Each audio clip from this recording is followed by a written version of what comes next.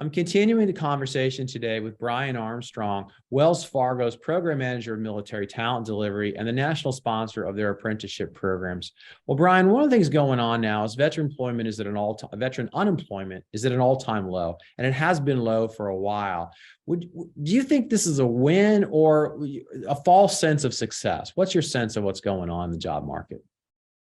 Well, Paul, I truly think that while it is a win on the surface level, you think back to 2008, 2009, when we had all-time high unemployment rates, it is a win. The fact that our veterans are being employed is 100% a win. But I also think that maybe there's a false sense of winning here as well, as where we are currently conquering the underemployment of veterans. And I think that's something that you see on the military spouse side as well, is that maybe veterans aren't being employed and leveraging the military skill sets as well as we would like to in corporate America.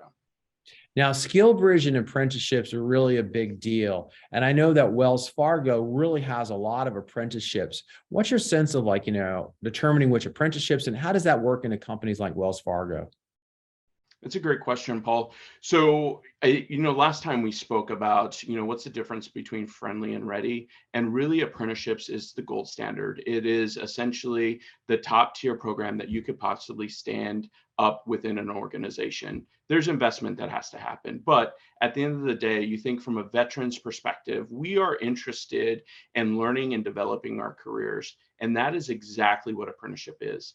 It is allowing you to take skill sets, bridging those gaps between whatever the gap might be between that veterans might have, but also within the organization, and teaching them how to thrive within your organization as a whole. Now, you and I sit on a nonprofit board together, and I've often thought about the ecosystem for veterans, right? There's the government provided stuff, there's companies that do things, and nonprofits have a role. What's your sense about the real value of nonprofits and the partnerships they form?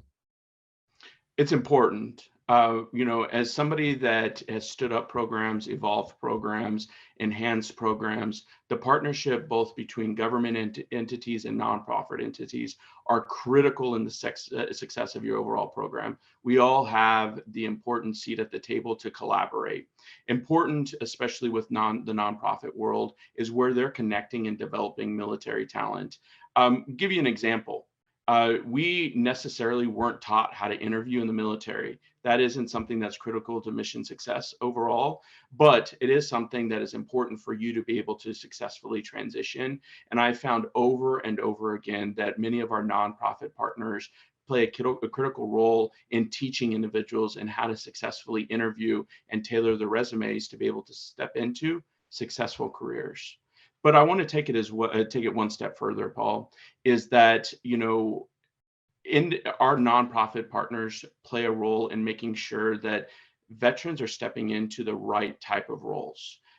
There's plenty of jobs out there, let's face it, but are veterans truly stepping into the right role that is setting the tone for the next 5 to 10 years of their career? So having that thought and partnering with the nonprofits and being part of that as well allows us in corporate America to be successful in making sure we're tapping into the right talent. Well, those are great insights, Brian. So how can someone find out more about the opportunities at Wells Fargo, and how can they follow you on social media? Great. So they can simply send us an email, militaryrecruiting@wellsfargo.com, visit our career site, set up those job alerts, or if you'd like to reach out to us on social media, you can find me on LinkedIn, shoot me a note, and I'm happy to point you in the right direction. Hey, thanks, Brian. Thank you, Paul.